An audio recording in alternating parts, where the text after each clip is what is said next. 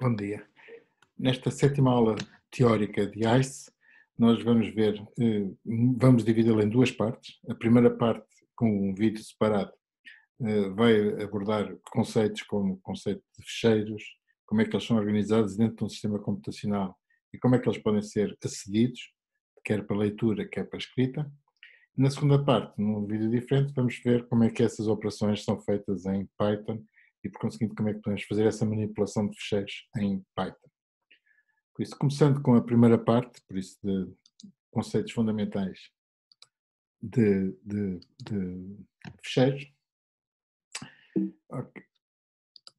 Começamos com o sumário, por isso vamos abordar o que é que são ficheiros, como é que eles são, que tipos de ficheiros aqui existem, como é que se organizam sistemas de ficheiros e operações sobre ficheiros, e finalmente vamos resolver um problema na segunda parte que envolve strings. Bom, na primeira parte, o que é que são ficheiros? Bom, ficheiros são basicamente sequência de instruções que estão guardados em discos. Esses discos ainda são, em alguns casos, discos magnéticos, por conseguinte, hard drives, HDs, que são mecânicos, em que basicamente existe uma cabeça, a rotação do disco, existe uma cabeça que vai lendo o disco magnético e, por conseguinte, vai andando para a frente ou para trás nas pistas e vai vendo o que é que existe em cada pista. Estes discos têm sido substituídos, normalmente, por discos de estado sólido, que existem já na maioria dos computadores, em que esses discos já são substituídos por dispositivos eletrónicos e, por conseguinte, que são muito mais rápidos do ponto de vista para ler e para escrever, porque não precisam de rotações mecânicas, de peças mecânicas.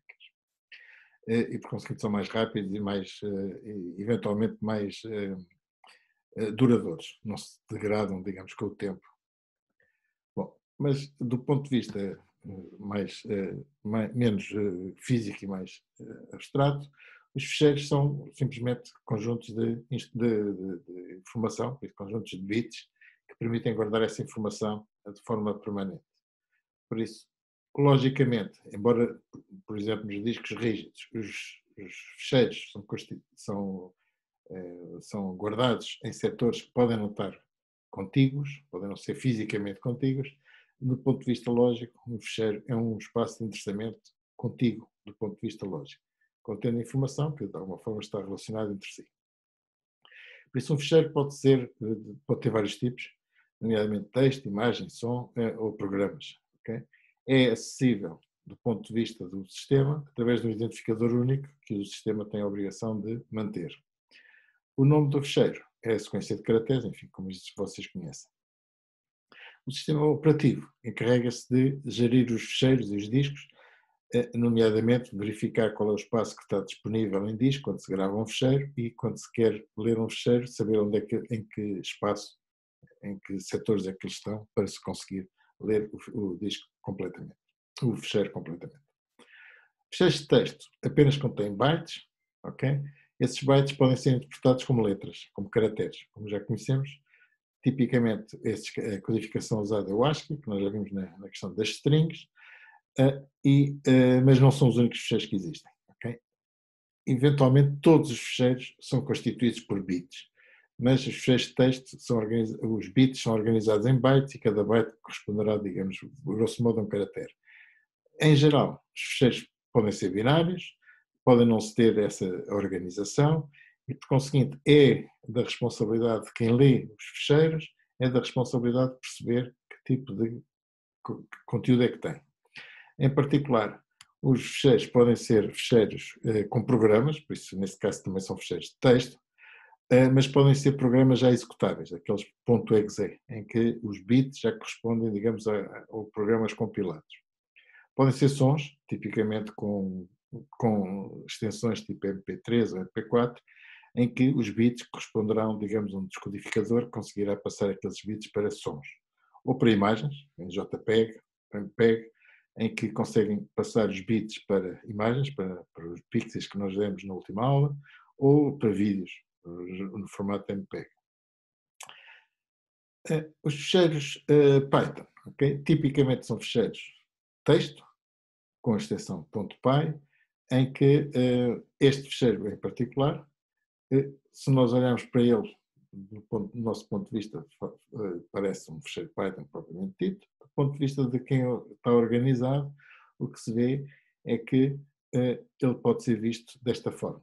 Ou seja, é um conjunto de bytes, em que o primeiro byte D corresponderá ao byte com o valor 102, que corresponderá ao caractere D, é pequeno, o caractere 101 ou é pequeno, o F, que é o 102, o espaço que aparece aqui corresponderá ao caractere 32 e por aí adiante, de acordo com o que nós vimos já nas strings e na noção de caracteres. Sistemas de fecheiros, ok? Por isso, à partida, um computador, o vosso disco, tem um conjunto de fecheiros grande. Esse conjunto de fecheiros, o sistema de fecheiros, está organizado de acordo com uma árvore invertida, no sentido que a raiz está em cima e as folhas estão em baixo. A raiz é basicamente a diretoria principal, corresponderá propriamente ao disco, e a partir daí descendem as várias diretorias e os vários fecheiros. Por isso a diretoria principal no Windows, por exemplo, será o disco, é o C, normalmente, mas pode haver outros discos.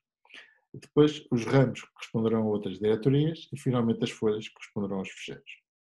Cada diretoria pode conter não só ramos, pode conter não só fecheiros, mas pode conter outras diretorias e, por conseguinte, isto é um sistema hierárquico e que permite uma pesquisa de fecheiros de uma forma bastante eficiente. Por exemplo, neste caso, o que nós temos é uma raiz, que será a raiz, neste caso, do C. Teremos diretorias representadas desta forma e, por conseguinte, a raiz do disco tem uma diretoria, por isso uma subdiretoria da raiz, que será aquela que contém os programas, ou os utilizadores, ou, eventualmente, programas, logs de execução de programas, eventos que aconteceram e que são registados logo na raiz do sistema. Depois, dentro esses logs em particular são fecheiros, mas há mais tipos de fecheiros. Por exemplo, nos programas, nós temos programa na matriz, na diretoria de programas, nós vamos ter programas escritos em Python, em que eventualmente existe um Python exe, que é o executor do Python, vocês não têm, neste caso usamos mais o Spider, mas enfim, todos eles têm um exe que é o executável. Pode haver um Office que tem um Word, que tem um Excel, isso são tudo programas. Depois os utilizadores, são áreas em que os vários utilizadores se registram. Pode haver um utilizador chamado Luís, esse utilizador tem ele próprio diretorias, por exemplo, a diretoria ICE, e na diretoria ICE ele vai escrevendo programas que façam sentido, que façam sentido. Okay? E ele próprio pode organizar a sua diretoria dos seus fecheiros em várias diretorias, nomeadamente uma para cada cadeira que esteja a frequentar. Caminho para um fecheiro, em particular, como é a estrutura hierárquica, caminho para um fecheiro deve ser composto, deve ser, digamos, especificado desde a raiz até o fecheiro onde está. Ou seja, há um caminho absoluto que permite especificar o caminho completo a partir da diretoria raiz.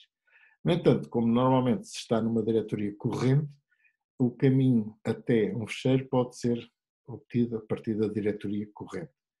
Em particular, as diretorias e os fecheiros são separados por barras, para trás no Windows, para a frente no Mac, e há anotações especiais que podem ser usadas no caminho, nomeadamente um ponto representa a diretoria corrente, 2 pontos representam a diretoria anterior.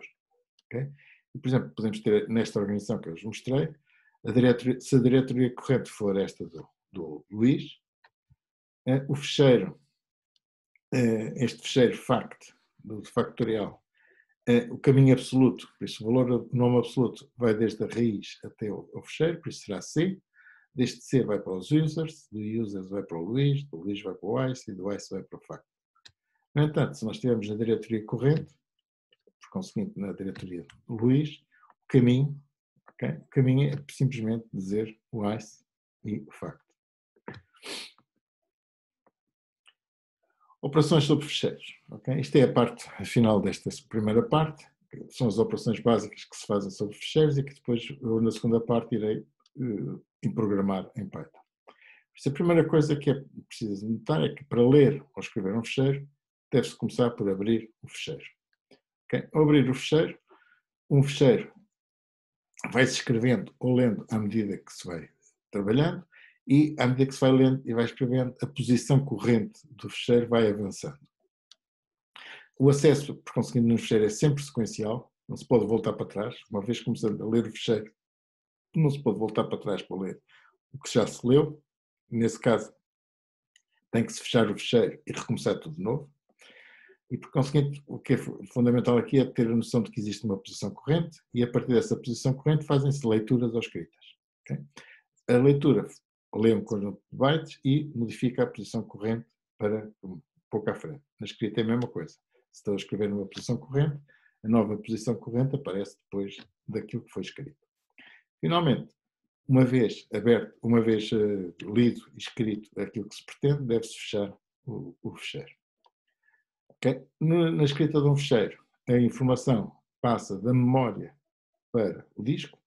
Por conseguinte, existe a memória central onde nós temos os dados que estamos a trabalhar, e ao escrevermos um fecheiro, o que existe é que existe uma chamada ao sistema operativo para indicar uma zona do disco onde deve ser guardada essa informação. Uma vez essa informação obtida, do ponto de vista lógico, serão bytes contíguos, é feita a sua escrita. E várias escritas, mesmo que ela fisicamente não fique contígua, logicamente, como já falámos, os bytes seguem-se um ao outro. Do ponto de vista da leitura, a situação é semelhante, mas ao contrário. Ou seja, é feito um pedido ao sistema operativo para localizar a informação dentro do disco, por isso o fecheiro e, eventualmente, a posição corrente do fecheiro dentro do disco, e a chamada é feita sempre no sentido de pedir um conjunto de bytes do disco que se vão guardar depois em memória para trabalhar nos programas que se pretendam com essa informação. Finalmente, nós vamos ilustrar no próximo vídeo a resolução de um problema que envolve quer leituras, quer escritas de informação em disco, e envolve também a decomposição de um problema em subproblemas, como o disco vai ser usado fundamentalmente para ler strings, nós iremos eventualmente ver algumas operações adicionais sobre strings que ainda não vimos. E por ora, vamos ficar por aqui, por isso vamos fechar aqui a partição, por isso vamos parar por aqui esta primeira parte da aula. A segunda parte da aula então vai ser sobre leituras e escritas de fecheiros.